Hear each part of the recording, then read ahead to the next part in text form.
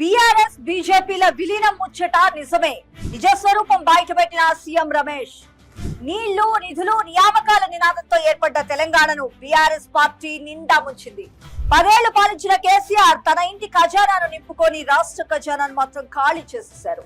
కుంభకోణాలు అవినీతితో రాష్ట్రాన్ని నిండా అప్పుల్లో ముంచేశారు. ఆయన తెలంగాణ రాష్ట్రాన్ని కల్వకుంట్ల ఫ్యామిలీకి ఏటీఎం గా మార్చుకున్నాడు కేసీఆర్.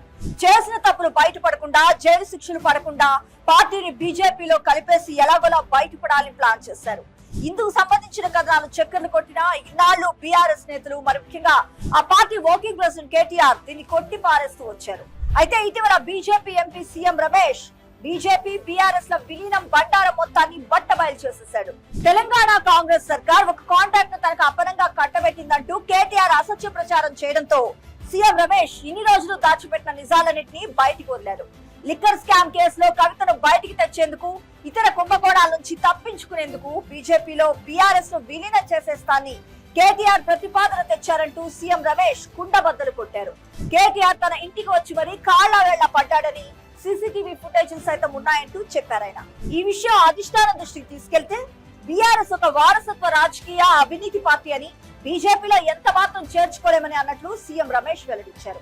కొన్ని నెలల ముందే కేసీఆర్ కూతురు కవిత కూడా సరిగ్గా ఇవే వ్యాఖ్యలు చేశారు. బీజేపీని బీఆర్ఎస్ లో విలీనం చేసేందుకు ప్రయత్నించారని, అది నాకు నచ్చలేదని ఆమె కూడా తెలిపారు. బీఆర్ఎస్ నాయకత్వాన్ని మార్చాలంటూ ఏకంగా తన అన్న కేటీఆర్ ని టార్గెట్ చేశారు కల్వకుంట్ల కవిత. ఇప్పుడు సీఎం రమేష్ కూడా అసలు నిజాలు చెప్పడంతో మరి ఇన్నాళ్లు మేకపోతూ గాంభీర్యం ప్రదర్శించిన కేటీఆర్ పరిస్థితి ఇప్పుడు కుర్తులో పడ్డ ఎలికలా మారిపోయింది. అన్న వస్త్రానికి పోతే ఉన్న వస్త్రం ఉన్నట్లు తెలంగాణ కాంగ్రెస్ ని బద్నాం చేసేందుకు సీఎం రమేష్ పై కేటీఆర్ చేసిన అసత్య ప్రచారాలు ఇప్పుడు ఏకంగా ఆయన వెనక చుట్టుకున్నాయి. అటు కవిత, ఇటు సీఎం రమేష్ చేసిన వ్యాఖ్యలతో ఏం మాట్లాడాలో తెలియక కేటీఆర్ ఆగమైపోతున్నాడు. ఇప్పటికే ఆ పార్టీ అధినేత కేసీఆర్ ఫామ్ హౌస్ కే పరిమితం కావడంతో హరీష్ రావు రోజుకు ఒక కొత్త అబద్ధాలు చెప్పి పార్టీని ఉనికిలోకి తెచ్చేందుకు ప్రయత్నం చేస్తున్నారు.